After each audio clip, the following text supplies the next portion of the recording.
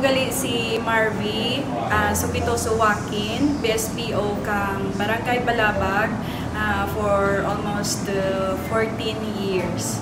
Ang ako nga na-experience nga hindi ko ginmalimtan bilang BSPO kay bisan ano ka budlay uran init ang tanan ginahimo para lang gid nga maka-collect kami ka data kag para nga i-present sa amon nga barangay. Kag aside from being a volunteer, nanay ako, kag part ako sa pamilya Tarawgon, pero wa gid ako nagakalipad nga mag-upra kang akin nga obligasyon nga ubrahon ang pagka BSPO ko. Kag bisan din ako makadto, ginapabugal ko nga BSPO ako, kag nanay ako, kang mga bata ko nga someday makita ko sandangan na-achieve nanda ang andang handom kag pagtapos anda nga pag-eskwela, kag proud sanda nga nangin part ako kang not only sa barangay as BSPO but also sa municipality kang Pabia and also sa province kang Iloilo.